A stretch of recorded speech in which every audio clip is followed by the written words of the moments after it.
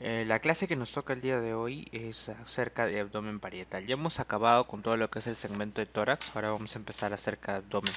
Pero antes de ver cada uno de los sistemas, ya sea el gastrointestinal, ¿no? el hígado, el páncreas, etcétera, todo ello vamos a hacer una revisión acerca de lo que es la parte parietal, así como lo hicimos en el tórax, ¿no? La parte ósea y también lo que con respecto sobre todo en el abdomen, más que la parte ósea, la parte muscular, la que sobre todo la llamada lazada muscular, que ejerce una gran función importantísima en lo que es la compresión por parte de la gran presión intraabdominal que existe por las vísceras que hay en el interior. Entonces esa va a ser la primera parte de la clase, ¿no? El abdomen es la región corporal en la que se encuentra localizada debajo de la cúpula diafragmática y por encima del estrecho superior de la pelvis. Gran parte del abdomen prácticamente está dentro de la cavidad torácica y contiene vísceras supramesocólicas como son el hígado, las vías biliares, el estómago, el duodeno y el vaso, además de una parte de los órganos retroperitoneales como son el páncreas, las glándulas suprarrenales y los riñones, y a todas ellas, como las vísceras torácicas, las aloja, sostiene y protege, como proyección supramesocólicas tóraco-abdominales. El abdomen es una región de importancia médica y probablemente y también quirúrgica, ya que gran parte de las patologías se alojan allí y son causa de malestar y de consulta frecuente no solo en consultorio, sino también en los tópicos de emergencia, no siendo en algunos casos únicamente de tratamiento médico y en otros casos se llegar inclusive hasta el tratamiento quirúrgico de urgencia. Entonces, cuando nosotros estudiamos el abdomen como cualquier tipo de región, tenemos que ubicar los límites en los cuales éste se encuentra, de tal manera que decimos que por arriba el límite superior lo conforma básicamente la cúpula diafragmática y por abajo el estrecho superior de la pelvis. Pero ¿qué nosotros delimitamos como estrecho superior de la pelvis? El estrecho superior de la pelvis consiste en una línea trazada como un plano que empieza a partir del promontorio, ¿no? Se sigue hacia los alerones del sacro, sigue hacia lo que es la línea arcuata, seguido hacia lo que es la tuberosidad ilíaca, sigue por la cresta pectínea, la tuberosidad pubiana y finalmente la sínfisis del pubis y sigue el mismo trayecto hacia el otro lado. Toda esta línea y todo este plano que conforma hacia arriba se le considera como parte del abdomen y esa línea se le considera como el estrecho superior de la pelvis. Realmente y francamente, cuando nosotros estudiamos y cuando ustedes estudien la parte de lo que van a hacer pelvis, van a ver que en realidad parte de los órganos pélvicos no solamente se van a encontrar por debajo del estrecho superior de la pelvis, sino que se van a encontrar por encima y alojándose inclusive en esta zona que compete a los huesos ilíacos y que no solo contienen partes de vísceras abdominales sino también pélvicas. Por eso es que en cierta forma se ha dicho que la pelvis en las vísceras está contenida también hacia arriba en lo que se conoce como pelvis falsa y todo lo que está por debajo del estrecho superior de la pelvis como pelvis verdadera, ¿no? Entonces ese es el límite por el cual nosotros nos vamos a regir. Y lo mismo que hicimos en tórax parietal lo vamos a hacer en abdomen parietal. Acuérdense ustedes que habíamos trazado líneas imaginarias, decimos que trazamos líneas verticales como la línea media anterior, que es la proyección de la línea media external, que une el sifoides con la sínfisis del pubis, ¿no? Y divide la pared abdominal en izquierda y derecha, como es el caso de lo que estamos viendo aquí, ¿no? Y la línea medio clavicular, que es una línea que pasa exactamente por el punto medio de la clavícula equidistante y que también pasa por lo que es el punto medio, que es el punto medio entre el punto que entre la línea que se traza entre la espina ilíaca superior y la sínfisis del pubis, ¿no? Y en cuanto a las líneas horizontales, ustedes podrían hablar acerca de la línea tóraco-abdominal sexta costal, que es una línea que pasa aproximadamente a nivel del sexto arco costal. Ustedes van a ver hacia arriba una línea horizontal de plano que se transporta a este nivel, ¿no? A este nivel de aquí. Esa es la línea horizontal sexto costal. Aparte se puede trazar otra línea más, que es la línea tóraco-abdominal décimo costal, que es la que se encuentra en el borde subcostal, ¿no? O el plano subcostal. Uno podría trazar otra línea más que se encuentra a nivel del noveno, por arriba del borde superior de la novena costilla, ¿no? Que se le conoce como el plano transpilórico, que es muy usado porque justamente ahí lo que se proyecta el píloro del estómago, ¿ok? Otra línea muy usada es el plano intertubercular, que es el uso de la línea que pasa entre los tubérculos de los huesos ilíacos. Pero el más usado aquí es el interespinoso, que es la línea que pasa entre los dos espinas ilíacas anterosuperiores. Entonces, todas esas líneas que he mencionado, tanto verticales como horizontales, delimitan que existan hasta 9 cuadrantes, los cuales han sido denominados de la siguiente forma.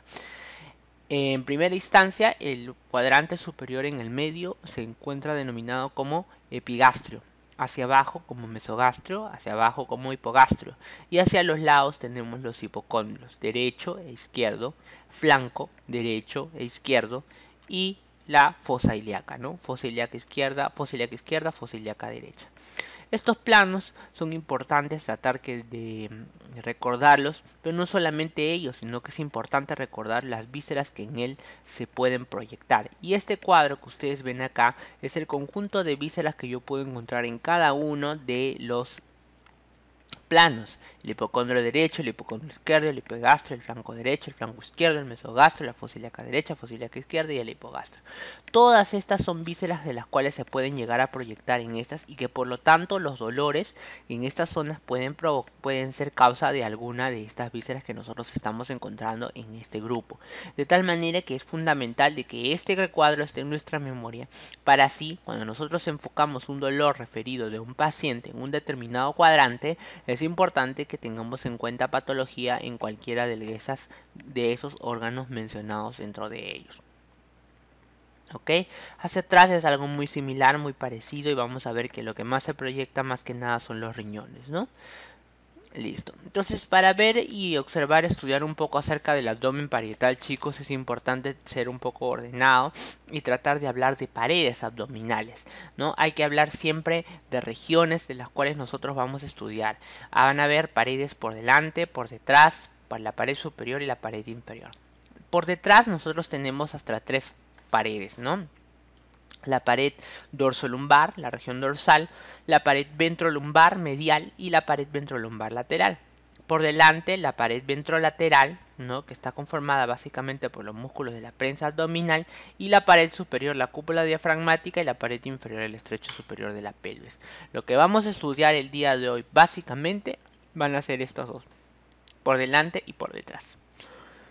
Entonces miren ustedes, si nosotros hacemos un corte tangencial, nosotros vamos a ver que a lo largo de todos estos órganos estamos viendo que en la parte de la región, si nosotros hacemos un plano que pasa por delante de las apófisis transversas, todo lo que esté por delante va a ser ventral y todo lo que esté por detrás va a ser dorsal, de tal manera que por lo tanto la región dorsolumbar, que es la que les he mencionado, va a ser esta de aquí, donde encontramos básicamente los músculos de la masa cervical y la masa dorsal. Estos músculos que están aquí no son objeto de estudio del segmento de abdomen, porque eso los van a observar mucho mejor cuando estudien la parte de cuello y región dorsal, de tal manera que ustedes ahí van a aprender hasta la gran cantidad de músculos que pasan por aquí, que son importantes para mantener erguida la columna. Entonces esta región dorsolumbar prácticamente no la vamos a estudiar. Lo que vamos a estudiar van a ser aquellas que pasan por el plano por delante de las apófisis transversas, y aquí compete pues que están por dentro y por fuera de ellas. Las que están por dentro van a ser básicamente la ventrolateral, ventromedial, y las que están por fuera la ventrolateral, ¿no? Estas de acá.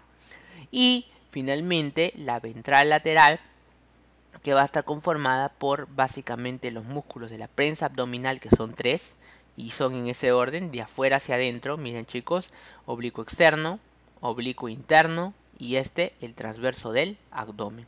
Esos 3 músculos forman parte de la prensa abdominal y son importantes porque mantienen el interior de las vísceras, que a pesar de la presión abundante que ejercen hacia afuera. Y finalmente los músculos abdominales, ¿no? Los rectos abdominales.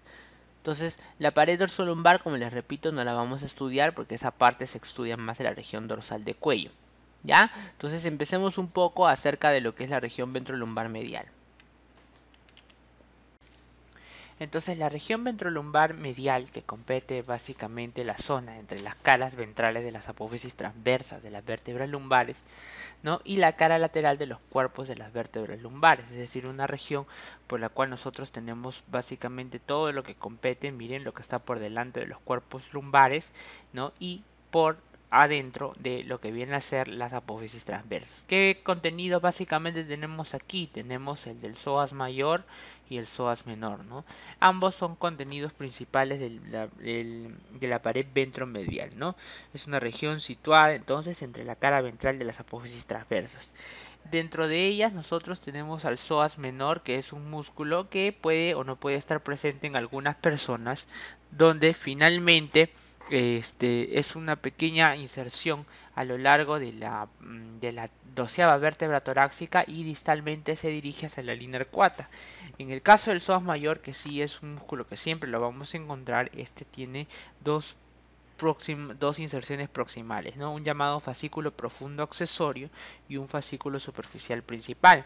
El fascículo profundo accesorio está en la cara anterior y borde inferior de las apófisis transversas lumbares, mientras que el fascículo superficial principal está en la cara lateral de los cuerpos vertebrales de las vértebras lumbares y discos intervertebrales, de tal manera que al insertarse delimitan unos orificios arciformes osteofibrosos para el paso de las arterias y las venas lumbares y las ramicomunicantes del sistema nervioso simpático, tal y como vemos aquí. Toda la masa carnosa de ambos fascículos convergen y se unen en un tendón del ilíaco, formando un tendón común blanco nacarado, que es conocido como el psoas ilíaco y que se dirige hacia la región del miembro inferior para finalmente insertarse distalmente en el trocánter menor del fémur, ¿no? El psoas y el ilíaco, por lo tanto, tienen además una cobertura propia a la cual conocemos como fascia y que además tiene un revestimiento común llamada la fascia ilíaca, ¿no? Entonces, eso es en cuanto a lo que es el psoas mayor, uno de los músculos más importantes que tenemos en la región del miembro inferior.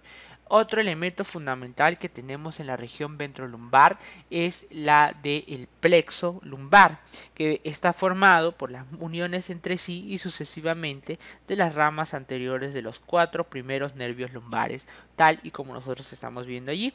En este plexo se originan dos tipos de ramas y son las ramas colaterales, ¿no? Y las ramas terminales. Las ramas colaterales se originan fundamentalmente en L1 y L2 y son las del nervio iliohipogástrico, ilioinguinal, genitofemoral, cutáneo femoral lateral, el nervio obturador, ¿no? Y el nervio femoral. El nervio iliohipogástrico es así llamado, ¿no? Porque por no permitir, ya que no emite en sí un ramo genital y acompaña al cordón espermático y se distribuye en la piel del hipogastrio y en los músculos anchos del abdomen a los que finalmente inerva, mientras que el nervio ilinguinal es similar al anterior y no emite ninguna rama genital, ¿no? Y se distribuyen en la piel del hipogastrio y los músculos anchos del abdomen a los que también van a ver la inervación por parte de los dos. Anteriormente, en algunos libros ustedes van a encontrar que se eran conocidos como abdomino genital mayor, abdomino genital menor. En la actualidad esos nombres no están aceptados porque ninguno de los dos llega a la región genital per se. Otro nervio terminal que tenemos es el genitofemoral, que tiene un origen similar a los anteriores, los cuales luego de su emergencia desciende por delante del músculo psoas, tal y como nosotros estamos viendo acá, de tal manera que emite una rama genital que acompaña al cordón espermático por fuera y por detrás de sus túnicas para evitar terminar enervando las bolsas escrotales o los labios mayores en los casos de una mujer, ¿no? Como es el caso de aquí, en los cuales hay una rama genital y una rama femoral, por eso es conocido como genitofemoral. El otro nervio es el conocido como cutáneo femoral lateral, que tiene el mismo origen que los anteriores y emerge por fuera del psoas de tal manera que cruza los músculos cuadrado lumbar e ilíaco, ¿no? Para luego finalmente alcanzar la escotadura que se encuentra entre la espina ilíaca anterosuperior y la espina ilíaca anteroinferior, ¿no? Y llega a la piel de la cara lateral y superior del muslo a través de esa escotadura que se denomina como escotadura innominada. Entre uno de los ramos terminales, finalmente tenemos a lo que son el nervio femoral, el nervio obturador. El nervio femoral es un nervio con amplias raíces que van desde L2, L3 y L4. Es el más grande del plexo y discurre entre los fascículos superficiales y profundos del músculo psoas, ¿no? Pasa por detrás del ligamento inguinal y por fuera del anillo femoral. Básicamente vamos a ver que llega al muslo y en el muslo saca múltiples ramas, pero las más importantes son el nervio cutáneo femoral medial o músculo cutáneo interno, nervio cutáneo intermedio femoral o músculo cutáneo externo, el nervio del cuádriceps y el nervio safeno interno. Entonces eso es en cuanto al nervio femoral. El otro elemento es el del nervio obturador, que luego de su origen discurre por detrás y por dentro del psoas, tal y como nosotros estamos viendo en la imagen, es este de aquí. Entonces, en este nervio finalmente desciende por la pared lateral de la pelvis, por dentro del músculo obturador interno y acompaña por delante a la arteria, la vena obturatriz, hasta la parte superior de un agujero que se llama el agujero obturador y aquí no lo vemos, ¿no? Entonces, esos son en cuanto al plexo lumbar. La irrigación y el drenaje son con un poquito más de simplicidad, ¿no? Tenemos que las arterias que irrigan básicamente la región de las paredes del abdomen están simbolizadas gracias a las arterias lumbares, que son ramas de la aorta abdominal y que emergen por los orificios arciformes formados por el psoas, que es el que habíamos mencionado anteriormente, y se dirigen pues a lo largo de todo el trayecto en un trayecto horizontal, ¿no? De atrás hacia adelante. Además tenemos a la arteria iliolumbar para los músculos iliosoas y cuadrado lumbar y músculos de la región dorsal, y dentro de las venas tenemos el tronco venoso lumbar ascendente, que ya lo hemos visto en parte, y cómo se forman y cómo se unen a la cava y a la renal, ¿no? Para formar el sistema de las ácidos. Eso ya lo hemos visto en la parte de mediastino. La siguiente región que hay que examinar es la parte de la pared ventrolumbar lateral. Cabe mencionar que comprende la parte posterior de la pared ventrolateral del abdomen y está por delante de la que se encuentran los riñones que ocupan el compartimiento retroperitoneal, de tal manera que esta pared va a ser el sustento del retroperitoneo hacia por detrás, ¿no? Entre los límites nosotros tenemos que por detrás está el borde lateral de los músculos espinales, ¿no? Por delante está la línea axilar posterior proyectada hacia la cresta ilíaca, de tal manera que llega únicamente hasta acá, hasta la línea axilar posterior, ¿ok? ¿Sí? Y tiene una forma rectangular, ¿no? Dentro de los planos que se pueden observar pues está la piel, que es delgada, es desplazable, el celular subcutáneo que puede contener abundante cantidad de grasa, sobre todo en aquellas personas pues que tienen índices elevados de masa corporal, la fascia que comprende el revestimiento de latissimus dorsi o dorsal ancho y el oblicuo externo. De tal manera que los músculos que vamos a encontrar en esta región básicamente están en planos. Tenemos un primer plano, un segundo plano, un tercer plano y un cuarto plano. El primer plano está conformado por únicamente dos músculos, el dorsal ancho y el dorsal ancho, el latissimus dorsi y el oblicuo externo. El dorsal ancho tiene una cara externa de 8, se inserta en la cara externa de las 8 últimas costillas y la cresta ilíaca en su tercio posterior de las vértebras. Y el oblicuo externo, solamente vamos a ver la parte de la inserción de la cara ventrolumbar, se inserta en las últimas 8 costillas y en la cresta ilíaca en su tercio anterior, en su labio más externo. Si ustedes observan detenidamente, a lo largo de las dos inserciones se produce un espacio o un punto herniario, es decir, un punto débil por el cual puede por presión protruir una víscera o protruir incluso contenido muscular, ¿no? A ese punto herniario se le llama el punto herniario de Petit o triángulo de J.L. Petit, conformado por aquellos planos que son el músculo oblicuo externo por delante, por detrás el músculo del latissimus dorsi y finalmente por debajo la cresta ilíaca. ¿Ok? Esos son en cuanto al primer plano. Y seguimos desglosando y vemos un segundo plano donde encontramos la inserción del oblicuo interno, ¿no? Del oblicuo interno y parte de lo que son los serratos. Entonces, el oblicuo interno que se inserta en la cara externa de las 4 últimas costillas, ¿ya? Y sus inserciones regionales solamente van a comprender las de las 2 últimas costillas, en realidad, es decir, a la región ventrolumbar, ¿verdad? Y finalmente se inserta en la cresta ilíaca. Entonces, Aquí nosotros podemos observar que las inserciones de los músculos y las costillas pueden producir otro punto herniario que se conoce como el punto herniario o cuadrilátero de Greenfield, el cual tiene como límites hacia arriba, ¿no?, el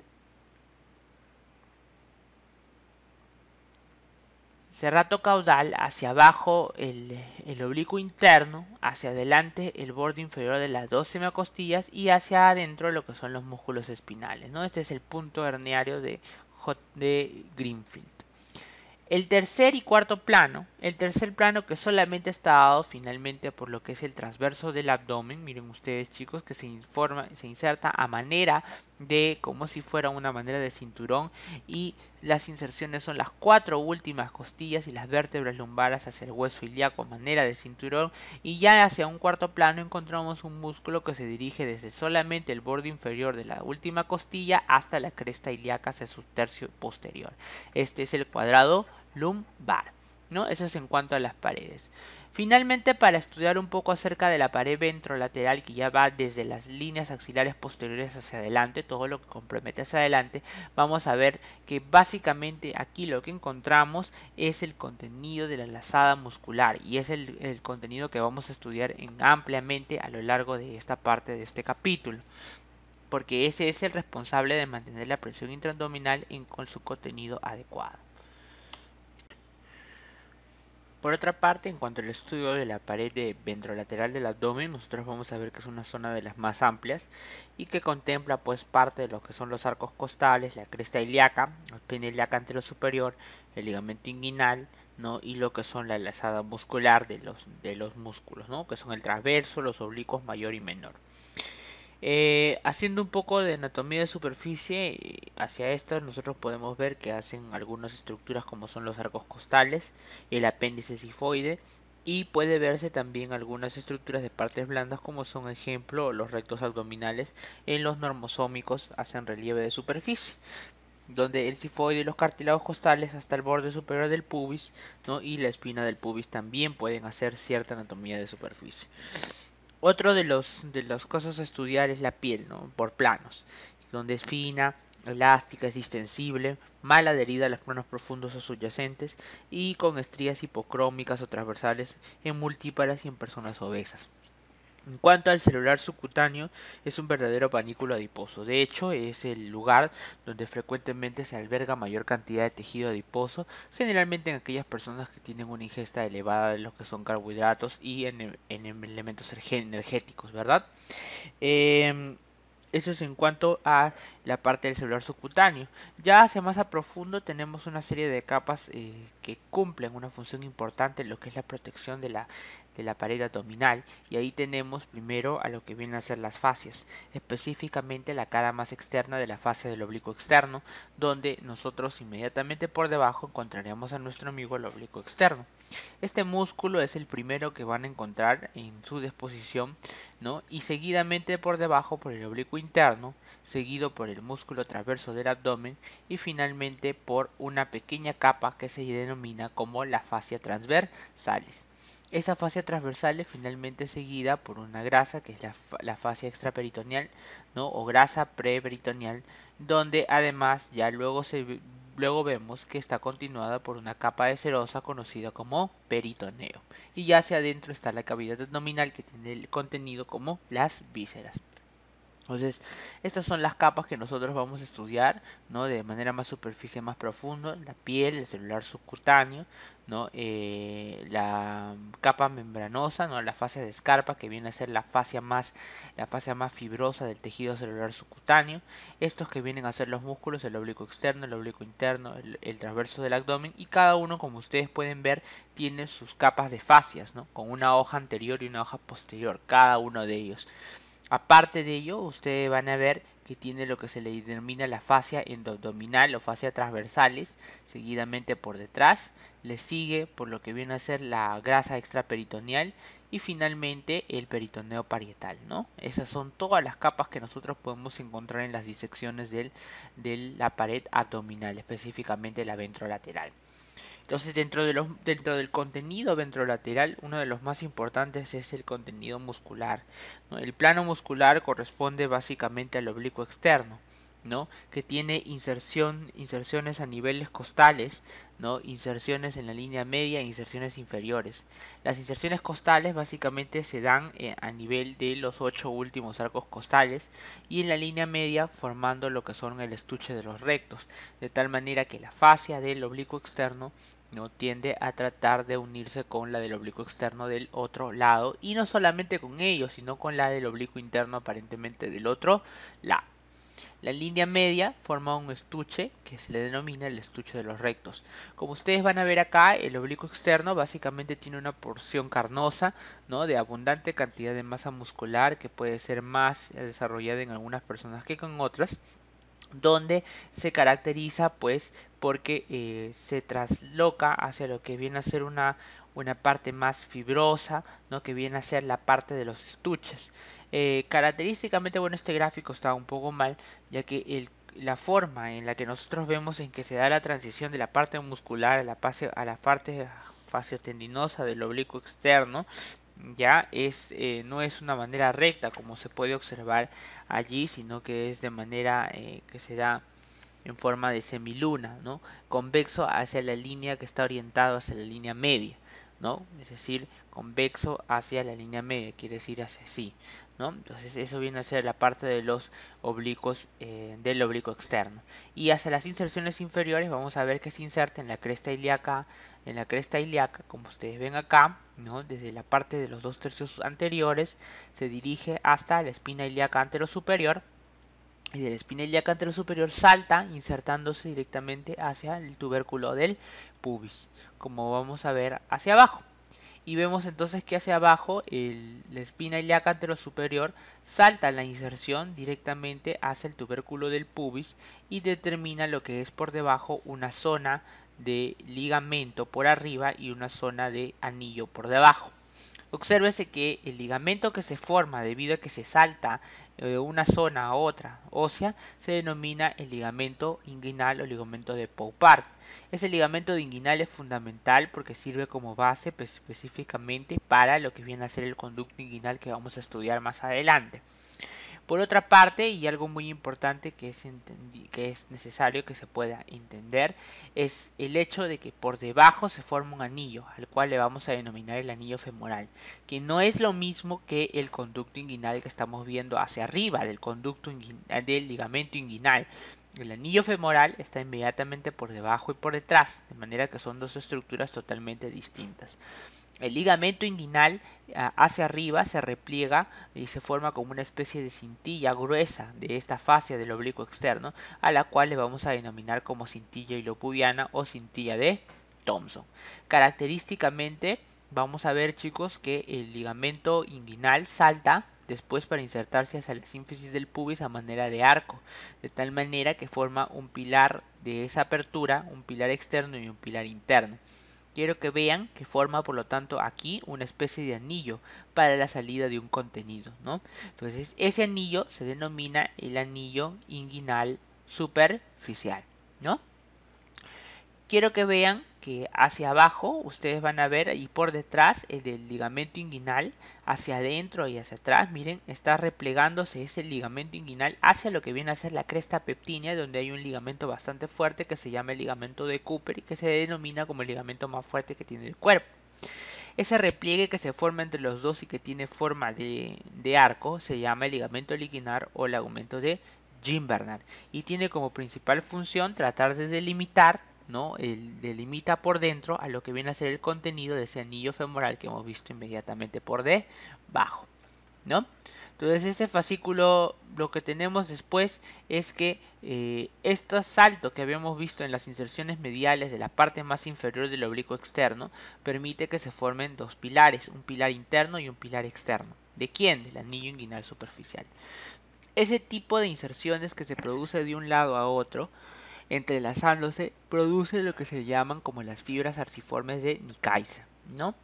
Por otra parte, se sabe que del oblicuo externo del otro lado siempre viene una cantidad de fibras muy pequeñas que se ponen por detrás de este conducto, ¿no? O sea, a manera por detrás, y se le denomina el pilar posterior o pilar de Coles, ¿no? Este viene por parte del oblicuo externo, pero del otro lado, ¿no?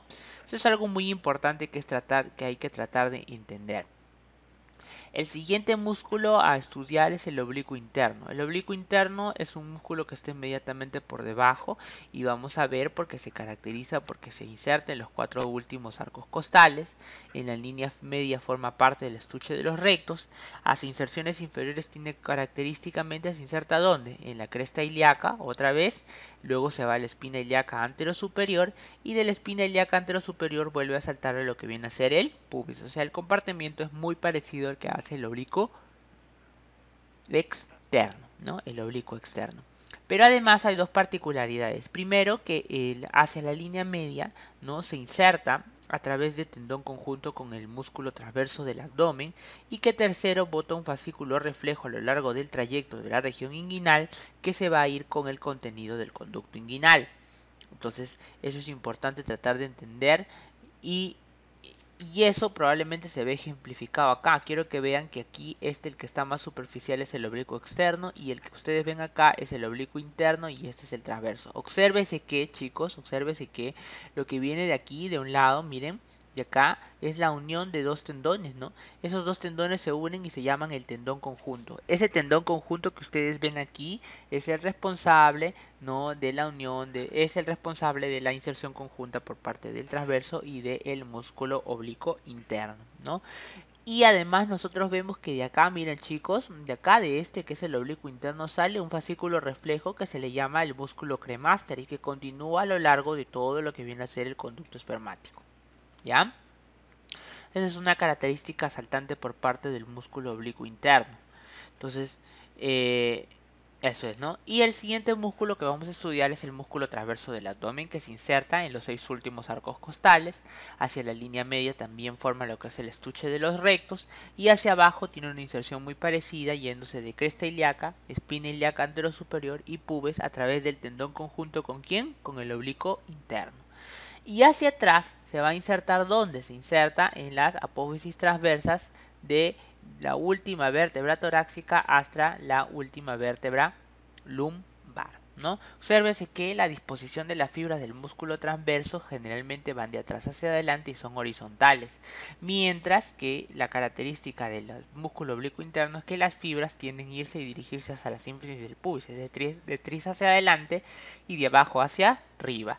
En el caso del oblicuo externo, lo contrario, ¿no? ¿Qué quiere decir?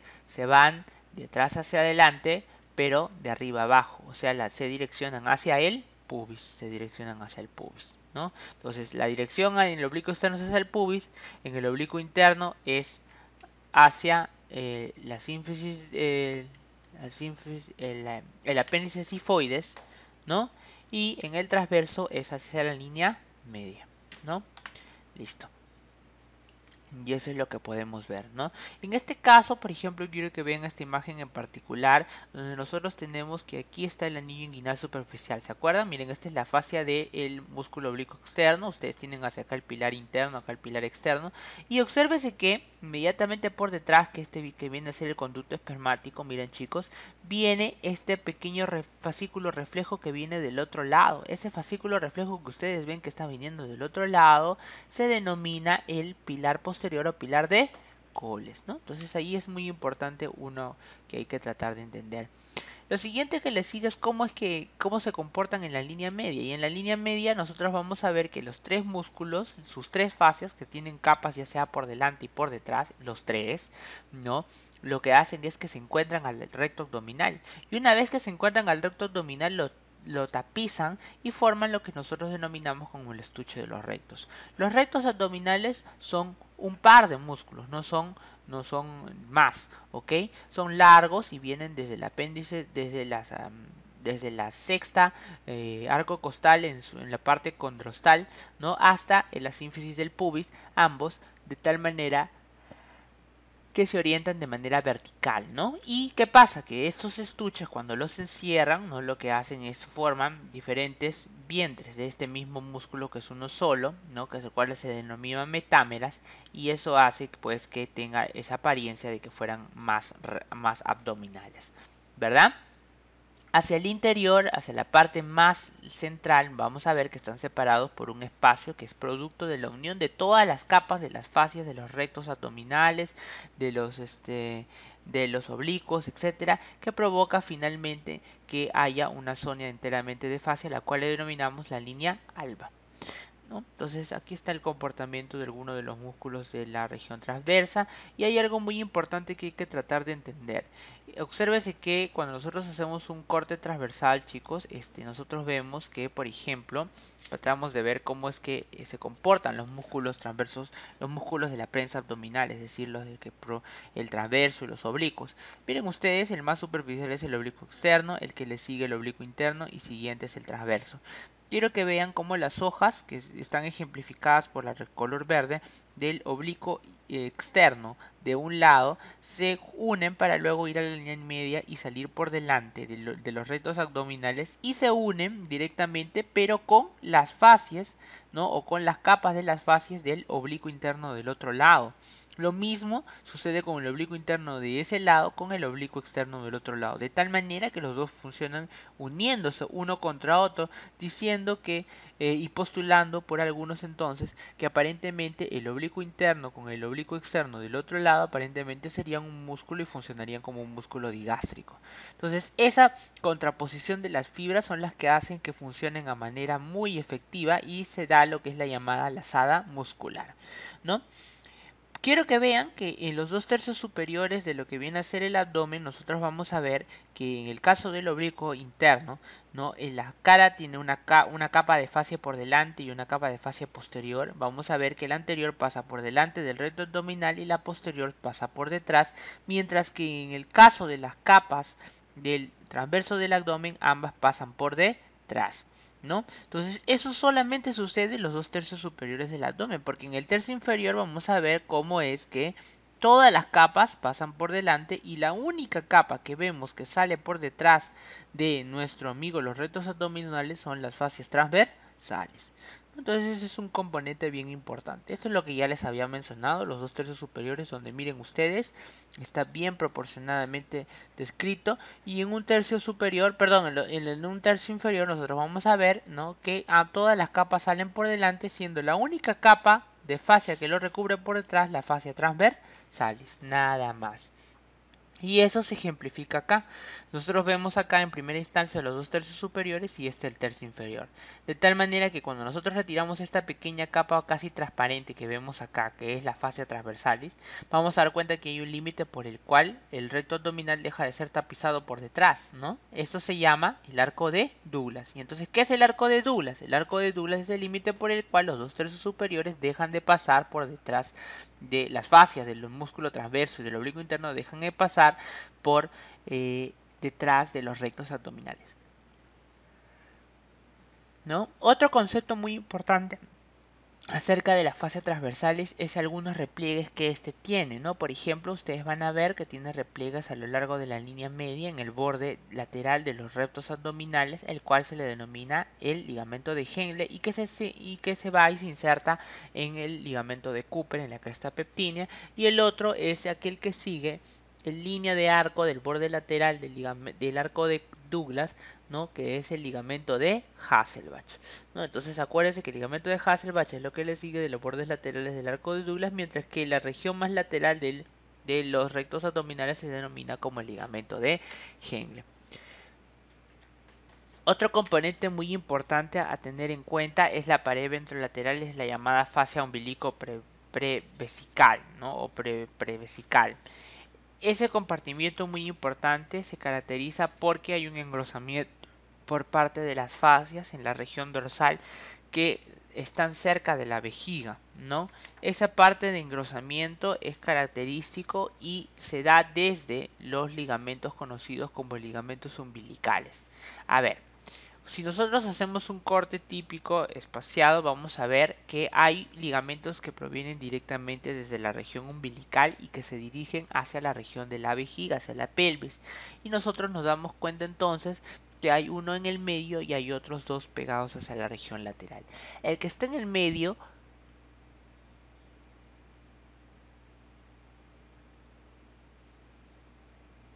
es un rezago embriológico que finalmente termina en el borde superior de la vejiga, debido a que antes la vejiga estaba comunicada hacia el cordón umbilical por medio de esa prolongación que se denominaba embriológicamente como el alantoides, pero cuando esto se fibrosa y ya se cierra se denomina uraco o ligamento umbilical medial.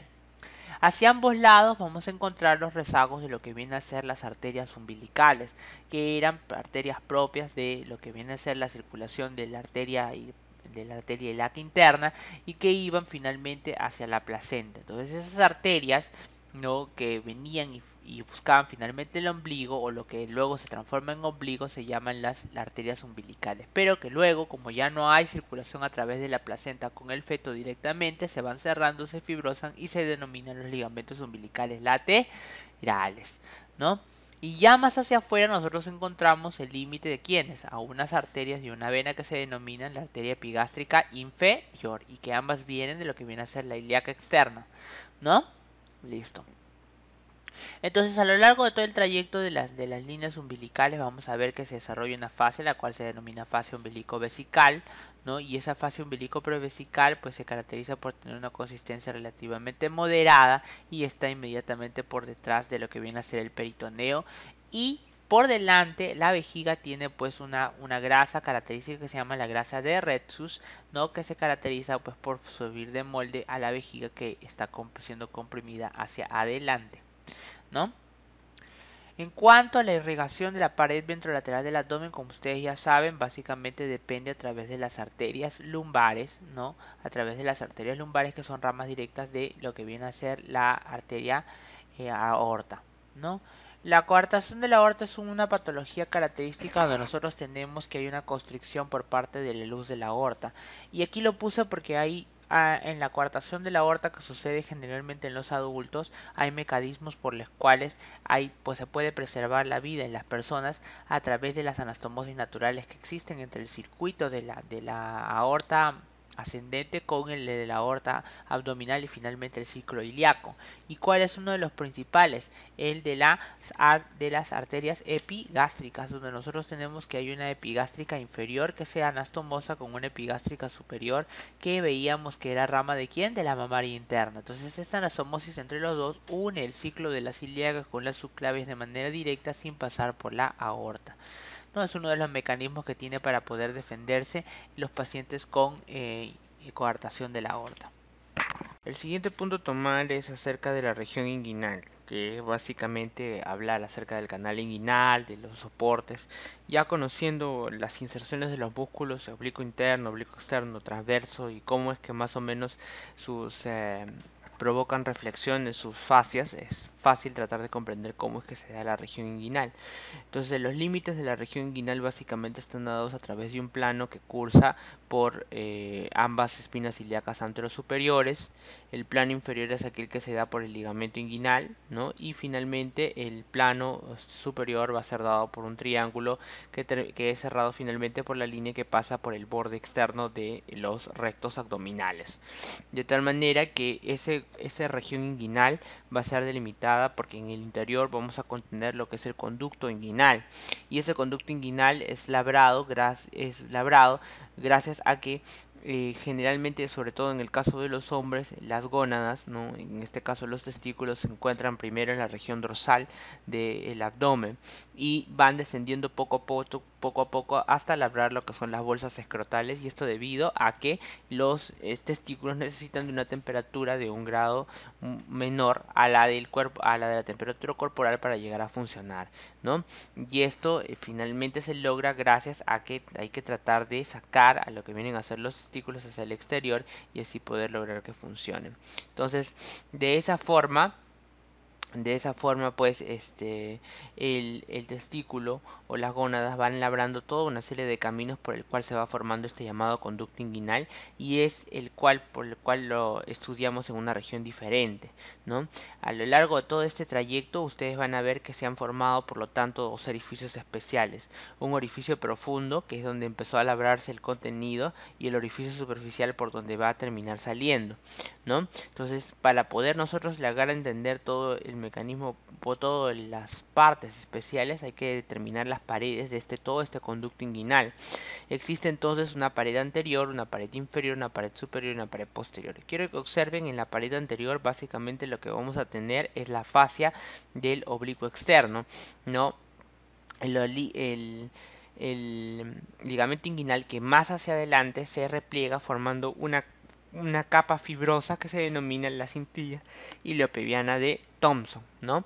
Y esa cintilla iliopeviana de Thomson, que no es otra cosa más que la fascia del oblicuo externo, va a formar la capa anterior. Seguido a ello, nosotros vamos a tener que se forma la capa inferior, y la pared inferior está formada básicamente por el ligamento inguinal, como lo ven en esta imagen que ustedes ven acá. La pared superior está formada por el borde inferior del oblicuo externo y el oblicuo interno, como se ve en la imagen que ustedes tienen acá.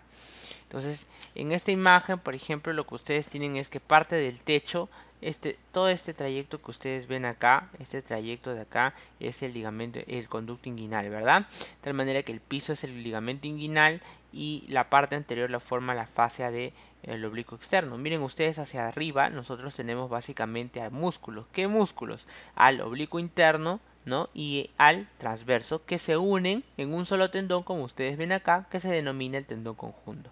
Entonces el techo está formado por esos dos músculos. Ya hacia la siguiente fase es la pared posterior, y es probablemente la pared posterior donde la mayoría tiene esa serie de problemas para poder entender cómo es que se forma el ligamento en la región inguinal. La pared posterior está formada hasta por 4 ligamentos, ¿no? Y específicamente a ellos le podemos aumentar uno más, que es la fascia transversalis. La fascia transversalis es uno de los puntos débiles que se conoce como punto ornario, por el cual puede llegar a protruir el contenido de una víscera. Quiero que entiendan de la siguiente forma. Esta es la pared posterior, ¿no? Desde adentro hacia afuera voy a tratar de relatar cómo es que desaparecen poco a poco los elementos. El primero en aparecer es el ligamento de coles o pilar posterior, que es el que nosotros vemos inmediatamente aquí, y que viene del otro lado y producto del repliegue de la fascia del oblicuo externo del otro lado, ¿no? Ustedes van a ver que de acá viene directamente del otro lado del oblicuo externo un repliegue que se va por detrás del conducto inguinal y forma lo que viene a ser el ligamento de coles o pilar posterior. Inmediatamente al costado está el tendón conjunto, que es la formación de del tendón de ambos músculos, que es el oblicuo interno con el transverso. Inmediatamente por fuera un repliegue de la fascia transversalis que viene formando parte del borde lateral de los rectos abdominales y que se denomina el ligamento de Henle, y sigue un espacio que solamente está recubierto por la fascia transversalis. Esa fascia transversalis que nosotros tenemos acá no tiene en realidad una muy buena consistencia para tratar de poder aguantar grandes presiones, o si la tiene, lo hace bajo parámetros en los cuales exista una presión normal en el interior del abdomen, ¿no? Entonces esa es la fascia transversal, es este punto que ven acá. Y finalmente un repliegue también de la fascia transversalis que viene del arco de Douglas, que se llama el ligamento de Hasselbach. Quiero que vean de que dentro de todo esto el punto débil de esta pared posterior es básicamente el nivel de la fascia transversalis. Es por eso que el contenido que está en el interior de las vísceras, con todo y epiplon y peritoneo, puede llegar a empujar de tal forma que la fascia transversalis va siendo empujada poco a poco y el contenido puede inclusive llegar a protruir hacia el interior del conducto inguinal, formando acá un pequeño bulto que es palpado por el paciente tranquilamente cuando sobre todo hace algún esfuerzo que provoque el aumento de la presión intraabdominal, como es el caso de pujar o levantar cosas pesadas, etcétera, ¿no? E inclusive puede llegar a ser tanto que el contenido puede comenzar poco a poco a descender hasta inclusive por el anillo inguinal superficial, de tal manera que entonces nosotros tenemos, miren acá visto desde un plano posterior, tenemos acá el arco de Douglas, su repliegue que viene a ser el ligamento de Hasselbach, el repliegue hacia el ligamento de inguinal que tenemos aquí, el ligamento de Henle, ¿no? Y entonces todo ese repliegue que nosotros vemos allí, chicos, se van formando como parte de la pared posterior. Véanse que en ninguna parte de acá nosotros vemos que actúa el ligamento de Cooper en la región inguinal. El ligamento de Cooper es otra cosa y es el que está acá, miren, en la cresta iliopectinea, ¿no? Aquí, y que une a este ligamento que une el ligamento de Cooper más bien con el ligamento inguinal se denomina como el ligamento arcuato, ¿no? El ligamento arcuato. Entonces este ligamento arcuato que está aquí. Esta es parte del techo de la pared superior para que vean cómo es que están los dos músculos, el oblicuo interno y el transverso, que se unen a través de un tendón conjunto. Y finalmente el contenido del conducto inguinal, ¿no? Porque hemos visto todo lo que son las paredes, pero no sabemos qué es lo que contiene. El contenido fundamental es que está revestido básicamente por tres capas: la cremasteriana interna, cremasteriana externa y el cremaster. El conducto central es el contenido central que tiene es básicamente el conducto espermático en el hombre y el ligamento redondo en la mujer, que termina finalmente en los labios mayores, pero que en el hombre contiene finalmente lo que va a ser los testículos, que terminan en las bolsas escrotales, ¿no? Entonces el contenido que puede contener, que tiene estas estructuras, están dados principalmente por lo que viene a ser, miren, este corte transversal que hemos hecho. Quiero que vean que la pared más externa es la cremasteriana externa. ¿Y de dónde viene la capa cremasteriana externa? Pues es una dependencia propia y dependiente de la fascia del oblicuo externo. El cremaster es una capa dependiente de, como hemos visto, el repliegue muscular del oblicuo interno. La cremasteriana interna, por otra parte, es repliegue finalmente ¿de quién? De la fascia transversales, ¿no? En el interior nosotros vamos a encontrar que el conducto central es el conducto espermático, y hacia adelante y hacia atrás nosotros vamos a encontrar a los plexos venosos, que se denominan los plexos venosos pampiriformes. Hacia adelante la arteria espermática, que viene directamente desde la aorta, ¿no? O de las arterias renales, y hacia abajo la arteria deferencial, que es rama de la ilíaca interna. Hacia el otro lado tenemos, hacia afuera de este conducto, tenemos a la arteria funicular, que viene y es rama propia de la ilíaca externa, y la rama femoral del nervio genitofemoral, que como hemos visto por delante es propio del plexo lumbar y es una rama propia que llega sí hasta la región inguinal y que por lo tanto se puede determinar como rama genital, ¿no? Eso sería todo, y eso es básicamente lo más básico para tratar de entender acerca de la región inguinal, que es la zona donde la mayoría tiene cierto conflicto con tratar de entender algunas partes del ligamento. Eso es todo.